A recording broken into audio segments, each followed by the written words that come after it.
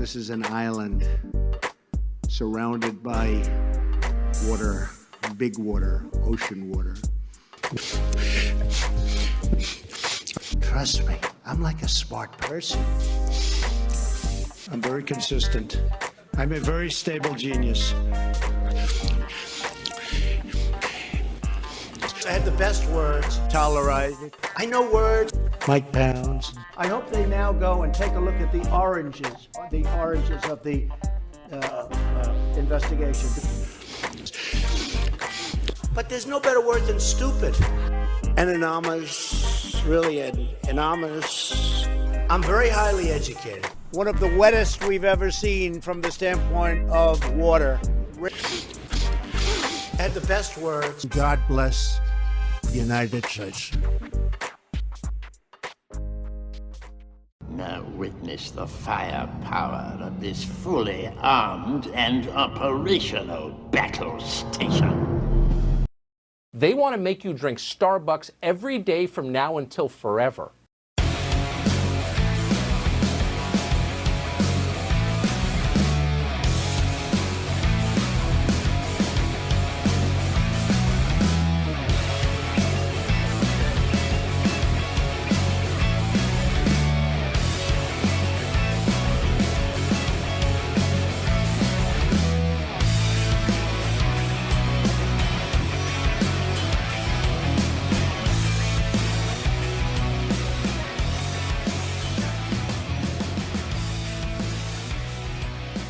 Around the nation, Waldorf Nation. Hey everybody, welcome to the show. Tuesday. What other insanities will I bring to you today in the news cycle? Because there's plenty of it. There's plenty of it other than just what's going on in Ukraine, which of course continues to be a developing situation, which is very, very disastrous. And I'm, of course, talking about what's going on in Kharkiv. And of course, the bombings of TV stations and things like that. But we're not going to talk too much about the war stuff because I think everybody else has it covered. And I think there's a little bit of an appetite for sharing some other things that are going on as well, including some insane stuff from Donald Trump talking about climate change. It turns out, hey, it's not so bad. Climate change, good. Because seafront property, hey, awesome. We're gonna talk about that. We got Marjorie Taylor Green getting busted, talking to the Groypers. Fun times. We got the State of the Union tonight, but we will be missing one senator, Republican senator. I have the reason why. You enjoy that. We have pro-Trump truckers that are mad. Yes, they're mad about being pushed out of the news cycle. We got, of course, Joe Manchin voting against reproductive rights. We have more of that. And, of course, we have a poll on inflation. Yeah, you see, the American people, they know who to blame for inflation. And it's not what you think. So, all right, let's do it. Let's jump into the news. We're going to start out with, of course, the rantings of our former moron-in-chief. The Twuckers. I feel weird saying that. Why did I read that? Jeff will read anything off the prompter. Okay. Anyway, I'm here because I'm taking a break from Ukraine. I don't know why I'm such a masochist. This isn't really better, but at least I'm hey, at least I'm funny. Well, I like that. Well, thank you. Thank you. I appreciate it. I appreciate it. I mean, where else are you going to hear about big, massive dumps than on this show? Okay. Anyway. Amazing. I can just sit and play for the soundboard for like an hour, and I think you would all be entertained. Kidding, of course. Okay. Anyway. Fun stuff. During a speech at CPAC over the weekend, former President Donald Trump downplayed any concerns about climate change, because, of course, and said that it actually is a good thing because more seafront property. Take a look.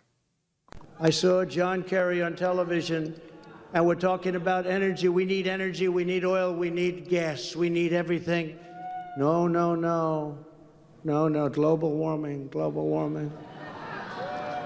We have a world that's ready to blow up and disintegrate over energy, and he's talking about global warming. The oceans may rise over the next 300 years, 1/100th of an inch.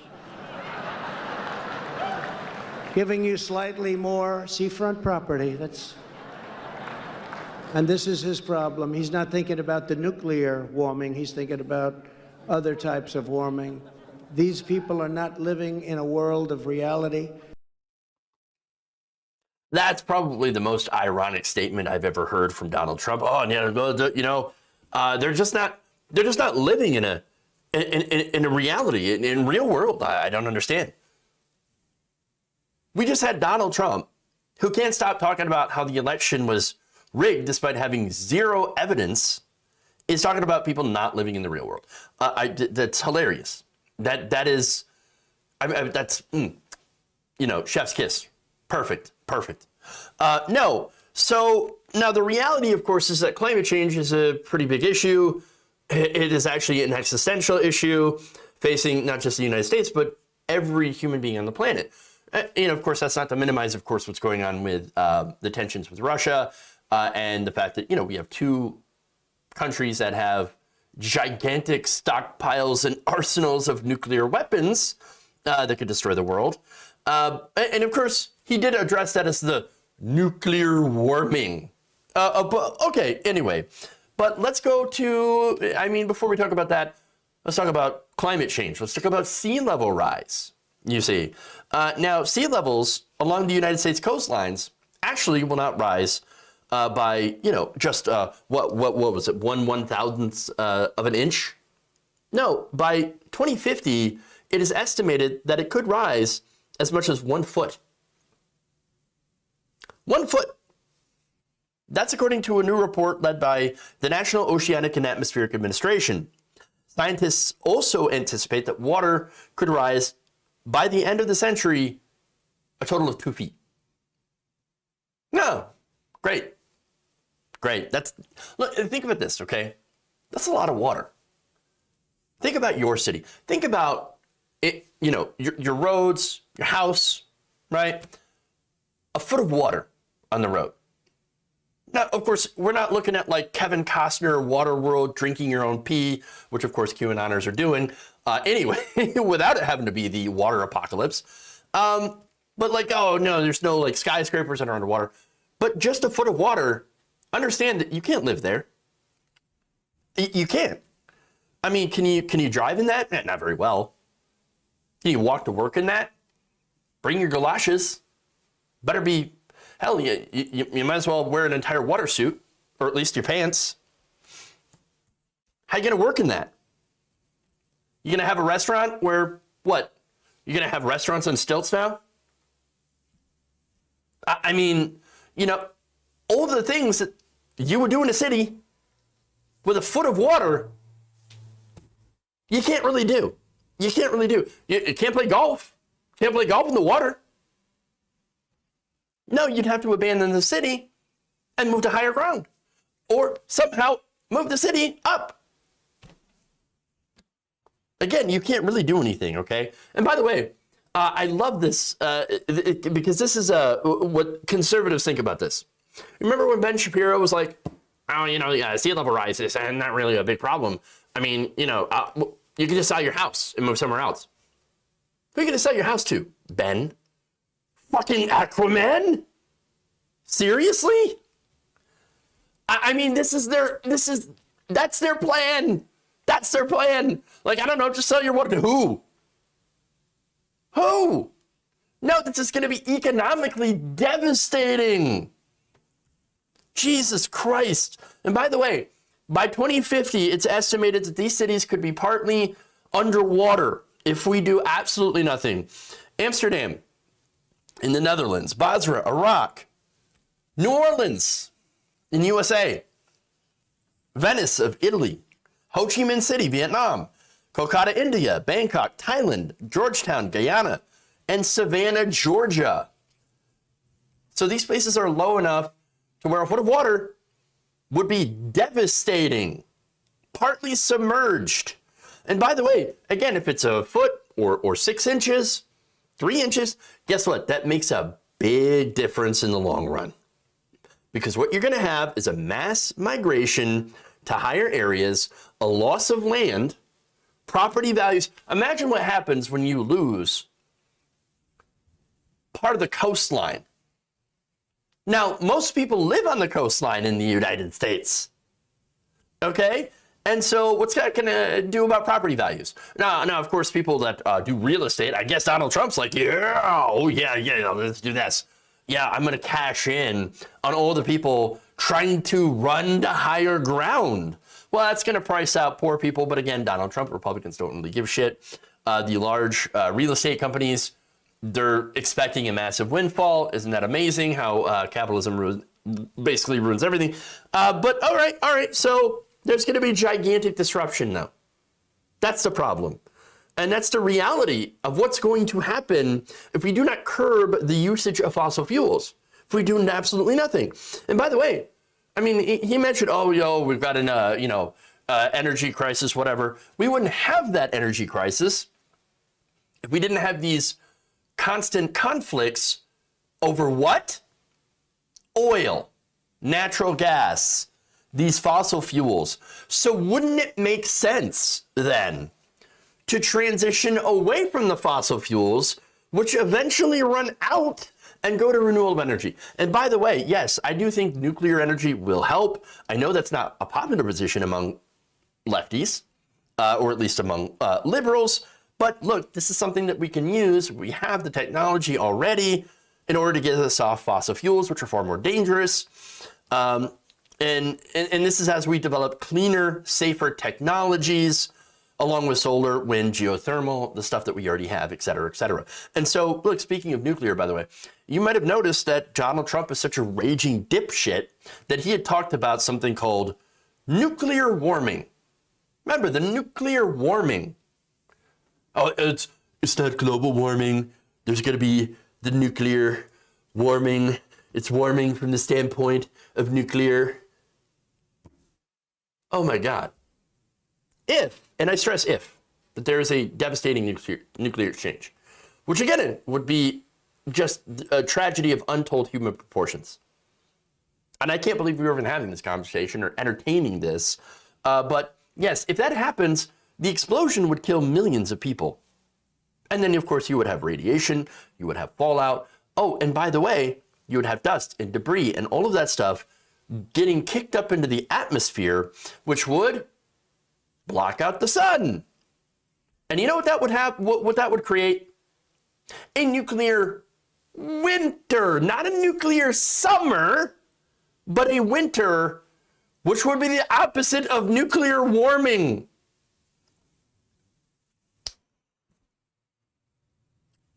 Now, I'm not going to discount the idea of this nightmare scenario. Yes, Russia has nukes. The United States has a ton of nukes. More so, by the way, thanks to Donald Trump, who increased the amount of nuclear weapons that we have. But at the same time, we ought to be very, very concerned about climate change. And really, both of them are man-made issues that we could prevent with good policy and smart thinking, which, as I will mention again, Donald Trump does not possess the ability to do. Yikes.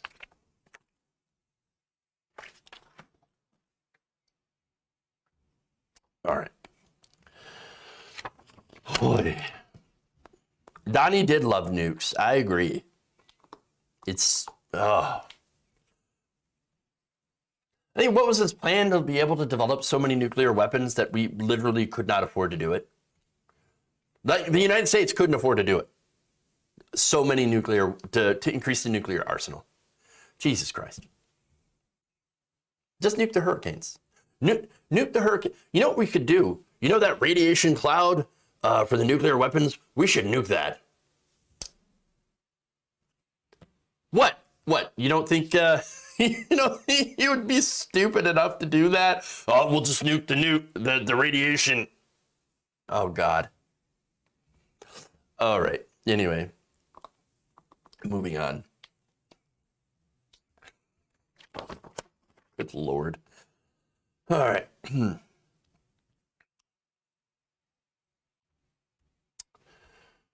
Representative Marjorie Taylor Green in a little bit of hot water because she was caught speaking at a white supremacist gathering. In fact, she has been confronted about that. Now, let me give you some context, the details. On Friday night, Taylor Green spoke at an event organized by white nationalist Nick Fuentes and his group, America's First Political Action Conference. So now, of course, Marjorie Taylor Green's like, oh, no, America First. Oh, yeah. Yeah, well, I'm totally going to go and speak there. And she went there. And again, she was, a special guest speaker. And she talked about, well, her main issues were being attacked. Oh, I'm getting attacked way more than any other freshman congressman or congressperson. Really? AOC? AOC was attacked quite a bit, actually. Okay, sure. You do get attacked a lot, fair. And then, of course, complaining about being censored on social media for spreading COVID disinformation. But again, she went there, but apparently she did not do any research. Allegedly. No research on who Nick Fuentes is, or who this group is, or what they represent. In fact, she was asked by reporter Robert Costa about this and was challenged. Take a look. I do not know Nick Fuentes. I've never heard him speak. I've never seen a video. I don't know what his views are, so I'm not aligned with anything that may be controversial. What I can tell you is I went to his event last night to address his very large following, because that is it's a very young following, and it's a generation I'm extremely concerned about. It's a white nationalist group. Excuse me a minute. I'll tell you exactly why I went. I went to talk to them about America First policies, and I talked to them about what's important for our country going forward. Okay. Yes. Now, we know what she talked about. Basically complaining about getting kicked off Twitter. And so apparently that's what's important for our country, being able to spread anti-vax talking points. Yes, that's what America really needs. Yes, about how the COVID-19 vaccine is very, very dangerous. Oh, yes. All right, so sure. Now, she's very concerned. Notice, she's very concerned about the young people. So that's why she went and talked to a bunch of Groypers. Not young people, right? Now, I am also concerned for the group that she talked to. Not for the reasons that she talked to them, but because, they seem to be a very dangerous group of people with some very warped ideologies. And so, they think that they're genetically superior to everyone and essentially are Nazis, neo-Nazis. Now, she went to that gathering to try to apparently bring them together with her and the Republican Party. In fact, the Groypers, I should say, this group of right-wingers wants to go further than the Republican Party and to actually change the Republican Party into basically to make them even more right-wing. Okay, well, fascinating. Now, at that same conference, to kind of show you the stuff that Fuentes were talking about that might have disagreed with some of the stuff that Marjorie Taylor Green says that she believes. This is them cheering on Putin. And you want to know the secret? To borrow a phrase from a friend of mine, our secret sauce here, it's these young white men. That's what we call the secret ingredient. America and the world has forgotten about them, but not us. Can we give a round of applause for Russia? Yes.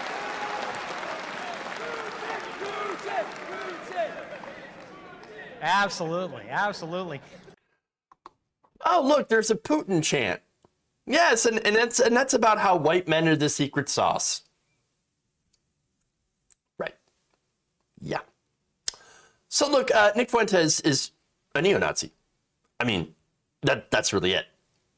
Now, what's funny about this, and it's, I think that it's important to point out this weirdo contradiction that there is, because Vladimir Putin said that he invaded Ukraine to try to denazify it, right? Denazify Ukraine, and yet here's a Nazi saying, go Vladimir Putin. Wait, hold on here. That seems very strange. I mean, why would people who are neo-Nazis be cheering on Vladimir Putin and his invasion of Ukraine? And by the way, I'm not saying that there isn't Nazis in Ukraine. Of course, there's the Azov battalion, and it's not just them. But despite that, there's not a wide Nazi problem in the country of Ukraine. I mean, at least not one that's any bigger than what we have in the United States. In fact, Germany has a slightly bigger Nazi problem in their government than, Ukraine, and of course the United States, Russia. Also, it appears that there are Nazis. They happen to be everywhere. Yes, it's very strange. But in Ukraine, for example, the neo-Nazi parties actually won about 2.3% of the vote, so they're very not representative of the Ukrainian people. There's about a 5% threshold for getting into parliament. And so it kind of tells you that there is that the whole denazification thing was a pretty poor excuse for what was essentially a way to grab the country that Putin believes belongs to him. And yes, to respond, I believe it was something like 12.5% of the vote went to right-wing neo-Nazi parties in Germany, just to be clear. Once again, not representative of the German people, but at the same time, there is a little bit more of a problem, at least when it comes to percentages in government of people who believe in right-wing neo-Nazi beliefs, or at least those are that are voting for those things, than in Ukraine. So Ukraine's right wing failed massively to be a political threat. Yes, that's very, very true. And so, look, that's what you have. The whole denazification thing, bit of a problem, right? Bit of a poor excuse for what was essentially a way to try to go and take a country for themselves. Okay, so now Marjorie Taylor Green is going to denounce the support from Russia. In fact, she said in regards to Russia, Putin is a murderer, and he should never have invaded Ukraine. What he is doing is completely wrong. I stand with our NATO member allies, and I'm completely against this war. And then after that, she decided to go back to saying this.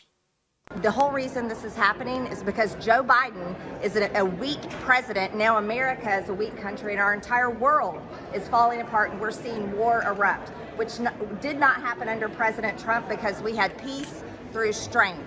So this is something that we've got to really focus on, and I'm appalled at our country for putting America last this way, making us depend on China, Russia, and foreign countries for our critical supplies and our energy. Do you endorse Nick Fuentes' views? Excuse me, I don't know what his views are. I've never... He's a white nationalist. I do not endorse those views. You don't know what his views are. Why did you go then? Oh, no, well, she explained, well, I'm here to talk to the people. I'm here to talk to this group of young men that I am very, very concerned about. No, yes, very, very, very, very concerned. No, she knows exactly who these people are. Of course. It's a classic deflection. She knows what Fuentes is about. And I think on some issues, or on a lot of issues, they absolutely agree with each other. How do you, again, not go to a conference, or how do you go to a conference and not know who the hell you are speaking to? How? No, nobody's that stupid. Nobody that is that dense. Not even Marjorie Taylor Green. Because, again, she knows exactly who she is and who she wants to talk to and who she appeals to.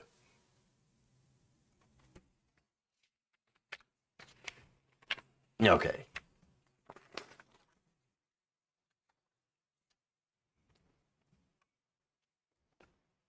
let's move on. Now let's make fun of Marco Rubio, because that's always a good time.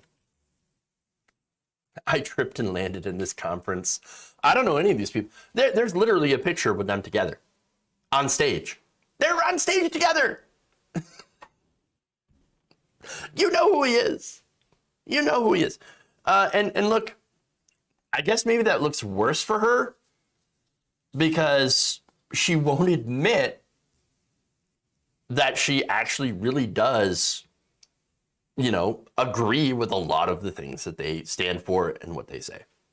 So, all right. Anyway.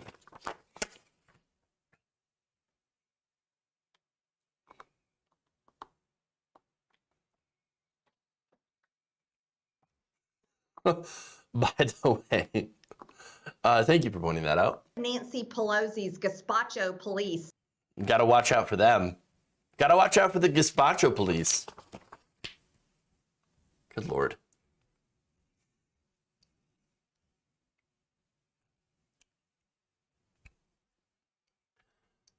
Tonight is President Joe Biden's State of the Union speech, and the congressional building is going to feel just a little bit emptier because Senator Marco Rubio will not be attending.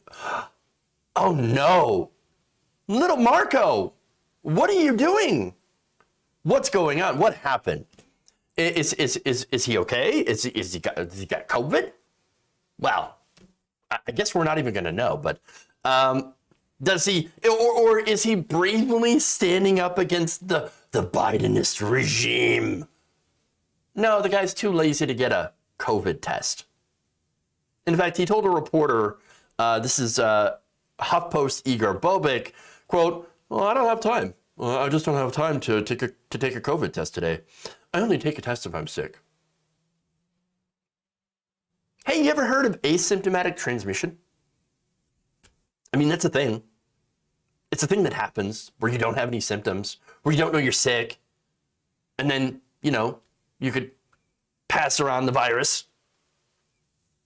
I mean, understand that this is such a low bar to get tested, and yet Marco Rubio can't hit it. Can't even hit the bar. Isn't that amazing? Now, of course, Twitter has some thoughts about this. I want to read some. One person points out, hey, look, it takes like 2 minutes. Yeah, pretty much. The actual testing, and by the way, I know this. I have a little bit of an experience here. My wife does COVID testing. Depending on the test that you have, the actual portion of it is like 30 seconds. That's it. You're in and out in 2 to 5 minutes total. Again, depending on the line. Now, for as I'm going to explain later, members of Congress don't really have that big of a line. But no, he says, I just don't have time. Well, what else do you do, Marco? You don't work. I mean, look at how much time Congress gets to take off. They're not in session. Oh, but I'm sorry, I don't have time. I don't have to. What do you got to do? You got to go beg your donors for money? Is that it? I mean, we know that's the majority of what Congress people do. They sit there and they beg their donors for cash. Oh, please, billionaire, Mr. Millionaire, please send me money. I'm so poor. I need to win re-election. Please send me money. I'll give you anything. I'll do anything for you. I'll do anything for you. Oh, except for nothing, except for not doing anything to protect his coworkers. Of course not. But look, there's more. Lee Black says, the rules don't apply to little Marco because Marco Rubio is so important, better than everyone else, so busy. #empty suit.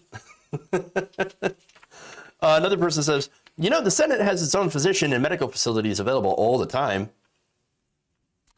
Another reporter pointed out that earlier this afternoon, I spotted Democrat Senators Kane, Cardin, and Van Hollen line up at the Capitol Testing Center. They waited no longer than 5 minutes If anything, we reporters slowed them down since they were taking our questions. But 5 minutes, though. 5 minutes. I don't have 5 minutes. I don't have 5 minutes. Sure.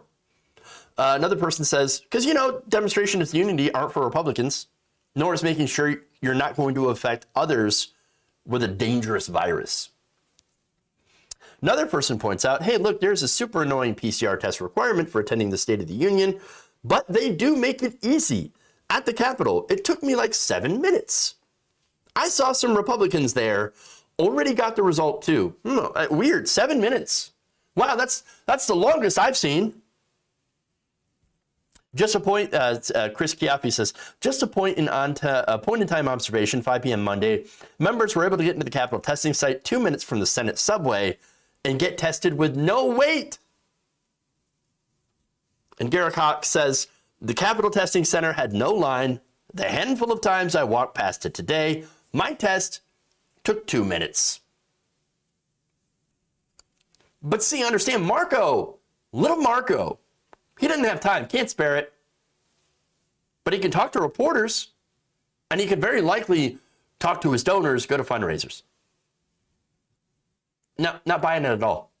Not buying it at all. The guy's got plenty of time to get a test. He's just, I don't know. Look, if he was trying to get attention, congratulations, he got attention from me. As much as that helps you. Ridiculous. But once again, I think this is pretty clear indication of how Marco Rubio, like a lot of Republicans, don't give a goddamn about anybody but themselves.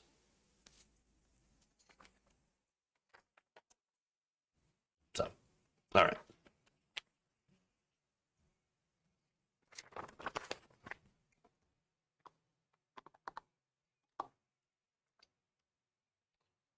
Moving on.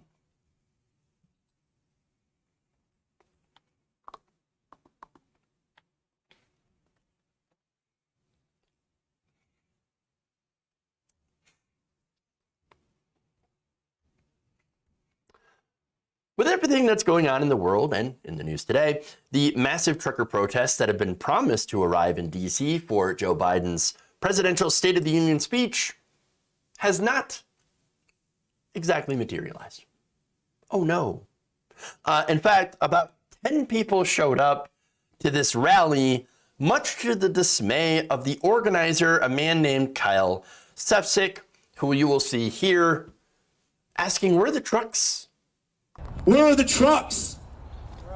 Where are the trucks? I know the ones that I had planned coming that are local friends and family. I know they're not even allowed in because they need a commercial license to have proof of a drop-off today because of the checkpoint. So they weren't even able to stage and make it look cool here.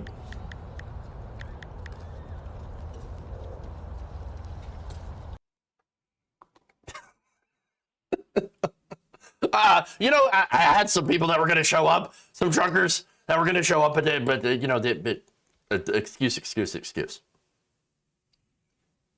Fun. Oh, but he said, I still showed up. Even if none of you did, I'd be still right here. I keep my word.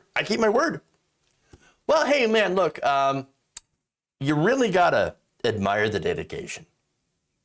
You do. I mean, the guy's out there. He's doing his thing, wearing, I don't know, what was that, a tracksuit? I have no idea. Like sweatpants or something? I don't know. Whatever. So now, he told Washington NBC4 that he had hoped that several thousand people would show up, but he got 10. 10. So, I mean, there you go. Well done. Now, my question is, why would you go to one of these? Why? And look, if you're against the COVID-19 mandates, okay, well, you've already won. There are no COVID-19 vaccine mandates in this country. And a lot of the places have removed the mask mandates. So no vaccine mandate for COVID, very few mask mandates. They're being lifted all over across the country. So what's your problem? What's the issue here? What's going on? What are you complaining about? Honestly, I don't even understand. I don't understand. What are you complaining about? What are you bitching about? Why are you holding this big rally? Why? It doesn't make any sense. But now, you might have noticed, again, right-wing media covered this quite a bit. Mainstream media covered, at least the Canadian truckers, quite a bit. So, of course, you have people in the United States that are like, oh, yeah, let's jump in on this. Let's jump in on this. And then what happened? Well, Putin invaded Ukraine. And so now, oh, look at that. Nobody's paying attention to the truckers anymore. In fact, they're very, very mad. Here's some posts from Telegram. One person says, truckers at this point can't compete with the world events, and if the movement won't transform and adapt, we won't have the impact that we want. Again, what impact? You don't have vaccine or really any mask mandates. They don't exist. But there's another one. With new events comes new way to bring freedom. The war in Ukraine shows something important, what it really means to hold the line. Canada truckers failed when things got tough after 2 days of police and military push. Now, for one, the Canadian military did not push out the truckers. And secondly, wait, are you literally going to compare yourself, your piddly little protest? And that's what it is. I'm sorry. 10 people showed up. That's piddly. For no reason. For one, so you don't really have anything to rally around because you've already won on the issue. Because COVID cases have gone down. And so, and by the way, most of the deaths that are going on here, because there still are a lot of deaths from COVID, they're happening among your group, your people, the unvaccinated, the people that you were trying to make sure you never get a vaccine. They're the ones getting sick and dying. Oh, congratulations. Well done. Well done. The fruits of your labors. But, I mean, to compare themselves with what's going on in Ukraine, the people that are fighting back against a superior military power, come on. Seriously. Oh, but that's not the worst. That's not the worst one. Others apparently are getting mad that the group is, again, the discussions within the group are not about protests, the trucker protests, but are also now actually talking a lot about Ukraine. And again, these are people within their own group.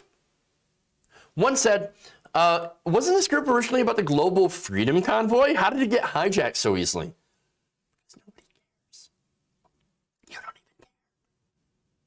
You don't give a shit. Because you know it's all about bullshit and grifting money off people. That's what it is. Okay. Now, others apparently have desperately tried to redirect people that were posting about Ukraine towards other chat rooms. A few of the truckers are now upset that people think that what the Ukrainian people are going through is as bad as being asked to wear a mask or a vaccine mandate. What?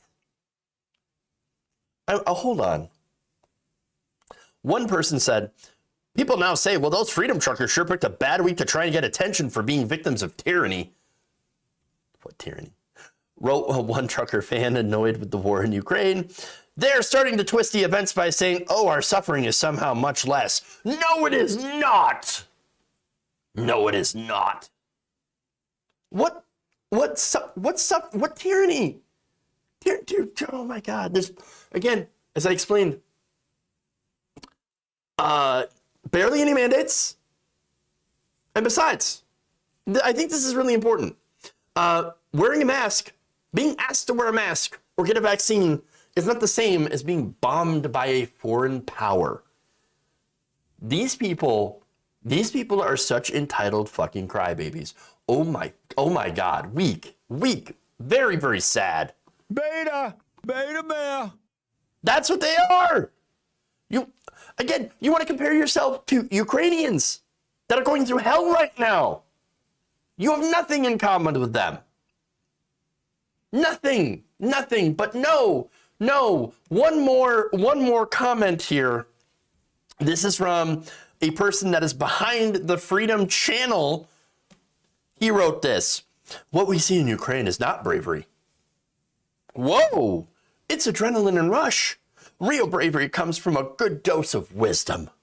The people fighting in wars are not brave, but pumped with adrenaline and lacking wisdom. The person, this is bravery. Support the truckers. So wait, the truckers, it's the truckers that are the brave ones. Oh, they're the real brave ones. But the people that are getting bombed right now and fighting for their lives in their country, no, they're not brave. They're just full of adrenaline. That's it. That's what they're doing. Yep. Yep, sure. Yep. Wow. No, okay. For one, trucker guy, you are not brave. You are not standing up against tyranny. You can't just make something up.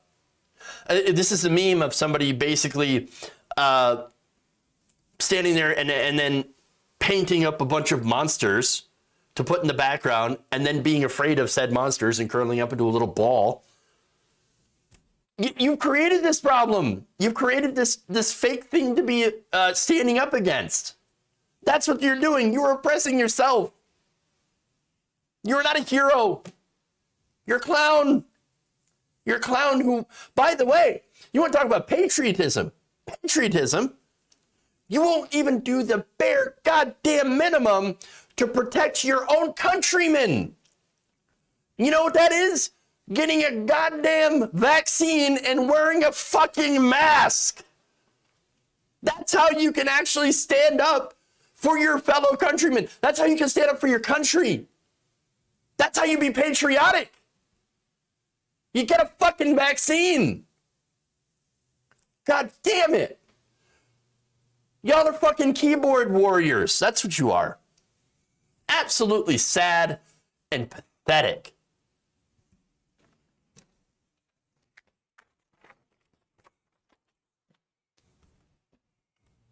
Beta bear. God.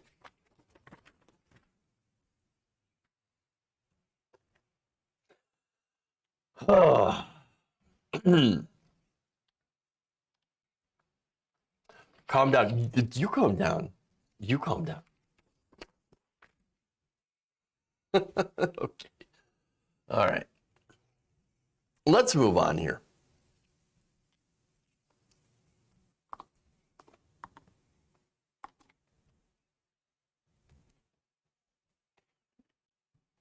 Go to Joe Manchin, rip into him. Senator Joe Manchin has once again sided with Republicans, a big surprise, in order to stop the Democratic agenda, which of course is to protect reproductive rights.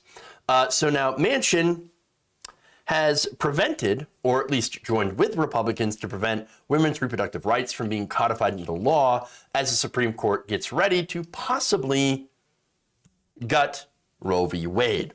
So now the Women's Health Protection Act was passed by the House of Representatives. Now, when it got to the Senate, of course, it was filibustered by the Republicans. No surprise there. Now, it received about 46 yes votes in the Senate, 48 nays, and 6 abstentions.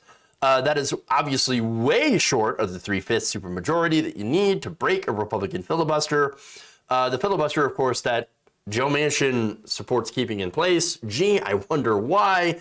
All right, so now every Democrat, with the exception of Manchin, voted yes. Every Senate Republican voted no. And, well, you have the situation that you have of this not moving forward. So now the House had passed this back in September, shortly after the Supreme Court let stand a draconian Texas law that deputizes private citizens to enforce the state's near total ban on abortion. So basically, they've created an army of narcs, which can sue people who are, provide abortions, or for people who they think got an abortion, And so, great, you're turning neighbors against each other. Lovely, lovely. And promising them to, to give them money for turning in their neighbors. Now, that law, which inspired copycat bills across the country, has actually caused about 60% decline in abortions performed in the state. So now Republicans might look into this and be like, oh, mission accomplished. We reduced the number of abortions. What? Yes. Except that no, that's not it. States outside of Texas have actually seen an increase in abortion procedures. In fact, clinics across Oklahoma, Louisiana, and New Mexico told Insider that they're seeing patients from Texas, an increased number of patients. In fact, in Louisiana, Hope Medical Group for Women, located just minutes outside the eastern Texas border, about half of the current clinic's current patients are from Texas. Wow, weird. And within the last week, New Mexico's Planned Parenthood branches saw the number of patients from Texas zip codes increased by 67%. Oklahoma's Planned Parenthood branches are seeing an even further higher influx. As early this week, there's been a 133% increase in patients with Texas zip codes in Oklahoma. This is according to Lauren Kokum, Associate Director of Health Communications at Planned Parenthood. Oh, weird. It's almost as if everybody who was going to get an abortion in Texas, since they couldn't, decided to go elsewhere. Wow, congratulations. You think you're going to have less abortions by passing these laws, but you're actually not. They're just going elsewhere. That's what happens. And by the way, only people with money, with means, are the ones that are going out of state to get an abortion. Wealthy people are always able to bypass an abortion ban, which basically means that you are effectively only banning abortions for people who are already deeply in poverty. That's what you're doing. So now you are basically forcing poor people to have more children that they cannot afford, who then have to rely on a dwindling amount of state benefits in order to take care of those children that they cannot afford. As prices, of course, of things continue to go up, as you have an incredibly deregulated power grid, which every time there's a disaster, you get bills in excess of $8,000 to $9,000 for an electric bill, or you freeze to death. But hey, it's okay. They're poor. They're not human beings anyway. Look, they don't care about kids. They don't care about the children after they're born. Unless it's to claim, of course, that they're political opponents or pedophiles. We've seen that plenty of times before. And so that's what this situation is. Now, that said, getting back to the vote, well, this is incredibly consequential because in a matter of weeks, the Supreme Court is now expected to hand down a ruling in Dobbs versus Jackson Women's Health Organization. Now, that is a case that poses a direct threat to abortion protections enshrined in Roe v. Wade. Now, that case is centered around a Mississippi law that prohibits abortion after 15 weeks. Now, 15 weeks, look, that's a ban that other Republican states are looking to replicate. Not quite as extreme as the Texas abortion ban, but it might actually hold up better in court. Now, in oral arguments held in December, a majority of justices in the High Court appealed poised to uphold the Mississippi law, which again is a bit disastrous.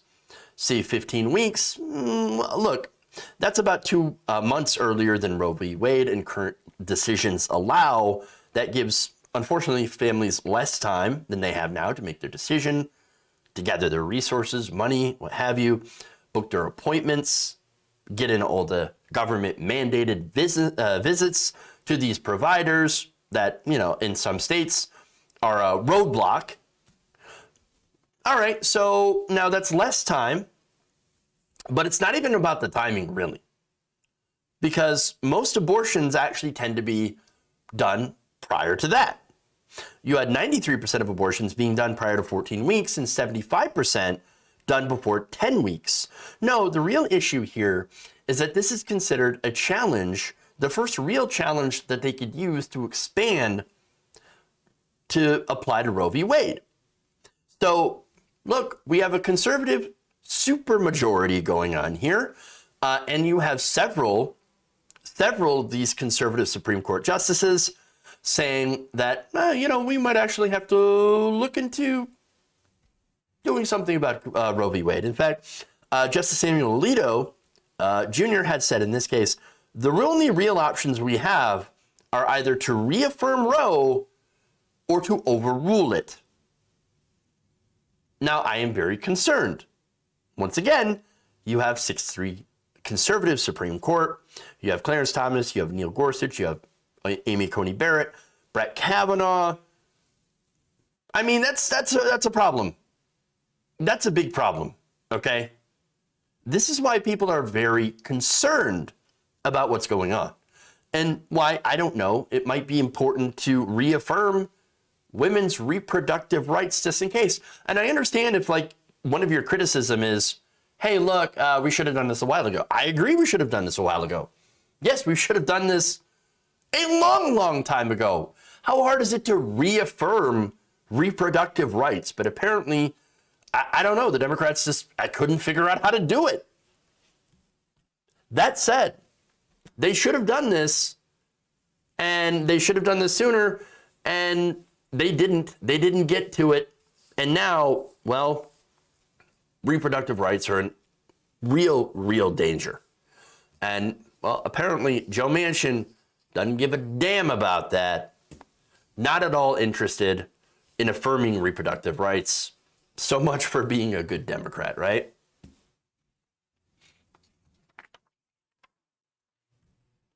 All right. Last story, we'll make it quick.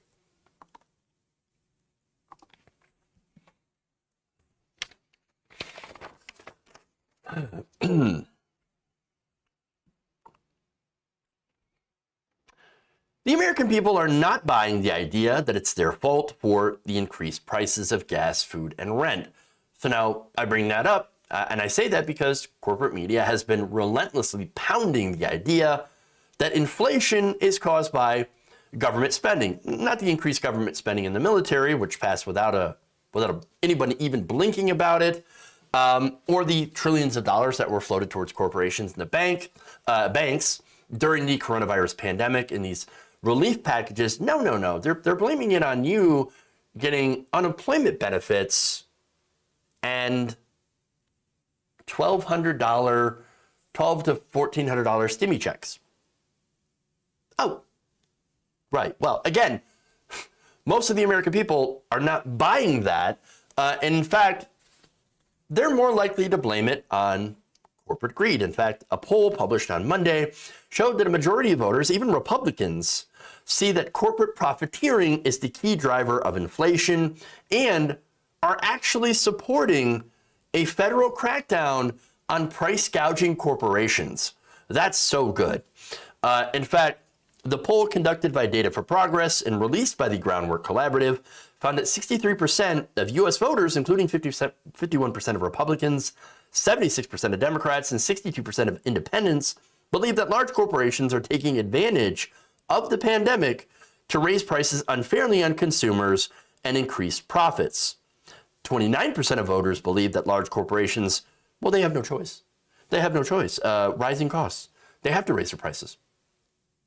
But wait a minute, corporate profits have been up massively. Even prior to the pandemic, you had massive, corporate profits and increasing prices for things. Now that jumped hugely during the pandemic, but so did corporate profits. So wait, if things are more expensive for the companies, well, how can they still be making massive amounts of profits? Well, it's because they're jacking up the prices on you. That's what they're doing. They're taking, yes, there are increased costs And some of these increased costs are a result of the pandemic and, of course, a result of supply chain issues. But again, a massive amount of this, the increase in prices of this inflation is this corporation saying, nah, heck with it, screw it. Let's raise prices even more so than, to cover way, way more than the costs that were incurred right now from these supply chain issues. So now, let me talk about what the experts are saying. So now experts argue that a number of factors are to blame, including supply chain failures and exacerbated by coronavirus. However, the Data for Progress survey found that 52% of voters believe that corporate price gouging contributes a great deal to inflation. The poll also found that 80% of voters want the federal government to crack down on these large corporations that raise prices unfairly, a position that aligns with the demands of progressive lawmakers. The new survey data was released after several high-profile corporations, including Starbucks and Amazon, as well as Netflix, as well as others, announced plans to hike prices on goods and services, even after reporting rising profits. For example, Big Pharma, Pfizer, which made one of the coronavirus vaccines, they hiked the prices on about 125 of its products, from the pneumonia vaccine to a treatment for people with cardiovascular disease, even after raking in huge profits from the COVID-19 vaccine in 2021. That's, of course, all from taxpayer money. And that's overall amid a devastating pandemic and according to an ongoing economic pain for low-income households.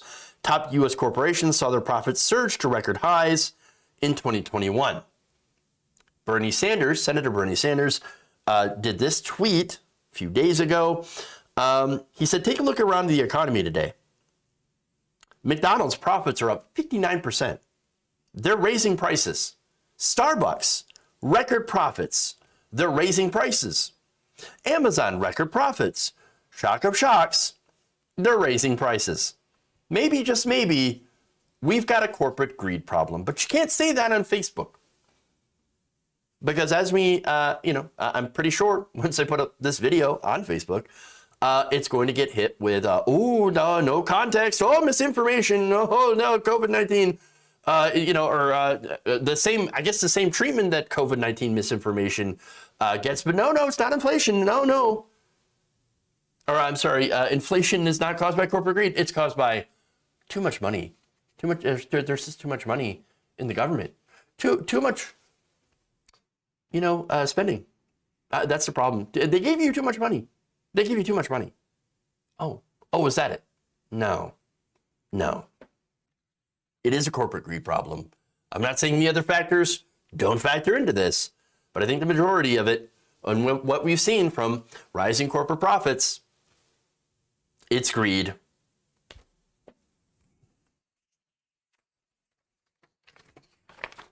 I mean, it really is the simplest answer, too. Okay.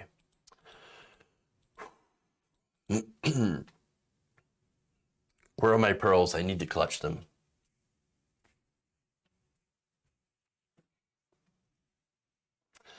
All right. Let's see.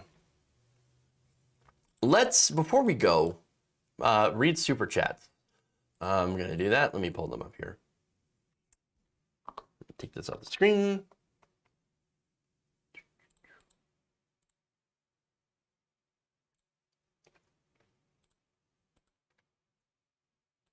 Very, very kind you all have been today. So let me read some of these here.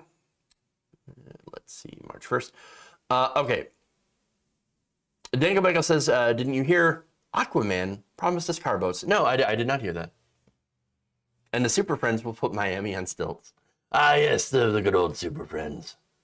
Yes. Also, the ruling class want climate change, specifically because it will kill billions of humans, that these people specifically view in the same light. Nazis view Jews, homophobes, gays, etc. Man, I don't know. It doesn't even have to be a conspiracy. It's just people being greedy because they're not going to be able to, they're not going to live through this. I mean, they literally believe that it's not going to affect them. Again, the power of propaganda, right? I think people are just propagandized like, oh no, it's not going to affect me. And even if, you know, that happens it's over there. We're rich over here. I'm going to be okay. My family's going to be fine. We got money. So I don't care about any of you. That's really the message. I don't think it even has to be some like Georgia Guidestone like conspiracy to support, you know, the depopulation agenda. No, it's greed. I think it's just greed and not giving a damn. No empathy with some of these people. I've been seeing war hawks push nuclear war as a way to end or reverse climate change. What saddens me is I'm seeing it from the left. Oh, no, we saw that article. I saw that article. I have, and I'm like, are you fucking kidding me? No, that's a ridiculous idea. That's almost as bad as trying to nuke a hurricane. Gabby Madison says, I finally made it back to the nation. Was watching any news I could get in Ukraine in the meantime, so no break from bad news for me. I'm glad I'm old. I'm worried about young people. There's a lot to be worried about. It's very, very true. More Holocaust memorial sites in Ukraine have been destroyed, almost intentionally targeted by Putin's army, says Dangle Bangle. And a reminder that Ukraine's right wing failed massively to being a political threat. Russia, on the other hand, has opened neo-Nazi soldiers. I'll forget the name of that battalion who wrote that article. I forget the name. But trust me, you will lose brain cells if you try to read it. Jonathan Leiter says, Jeff, the right cannot stand the Ukrainians. They're showing them what true patriotism looks like. Salmon Dragon says, Manchin's the only one of the people who can make this nonviolent progressive seriously itch to go in a slap fest. True. Dango Bango points out Thomas's own wife is a January 6er. Yep. B-Man29397 says, anyone notice the similarities between the war in Ukraine and the Winter War? Only difference is Putin can't wait for them to run out of ammo. That's an interesting point. I didn't think about that. Jake Jonas says, try to watch the show every day. Always enjoy your content. Thanks for all that you do. Well, thank you. I appreciate that. New one here. Let me go back to that. Aaron Pimentel says, am I going to play Elden Ring? Thanks for the show. I am actually playing it. I'm not very good. I need to get good. So, in the words of the immortal gamers, get good. But I'm okay. You know, I'm getting through it. I'm muddling through. So, good for the question. Thank you for the question and for the super chat. In fact, I'll probably play it later tonight. So, once I'm done with work, with the editing. Did I see the article? I did. I did see that article. I was considering doing that show today. So, but I did not, or I'm sorry, that segment today, but I didn't get to it. So, okay. Waldorf Nation group password. I'm not sure what you mean by that. Okay. Sunshine Drea, thank you for resubbing for a month of tier 1. Appreciate that. And thank you very much. I'd like to try Elden Ring. I enjoy Bandai Namco RPGs.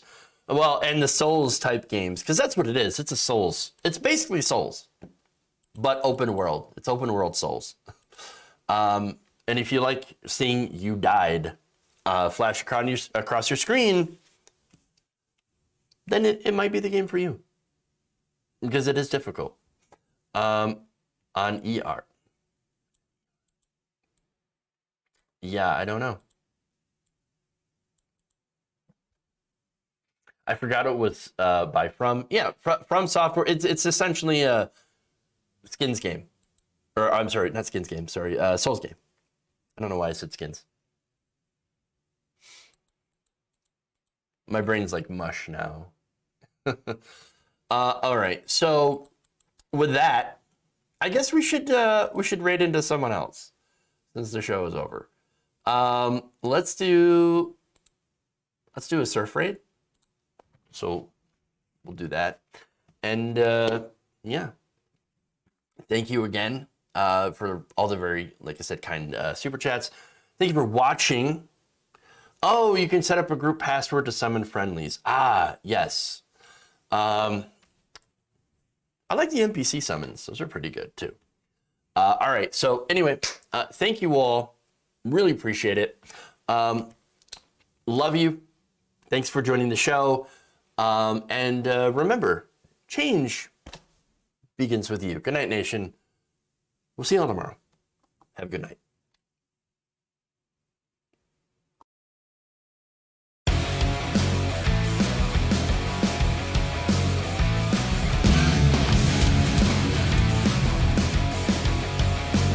Big, massive dump. There's insanity in the control room.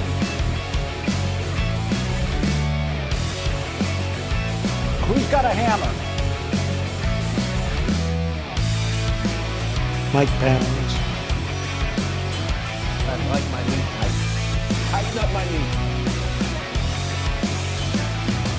Obama.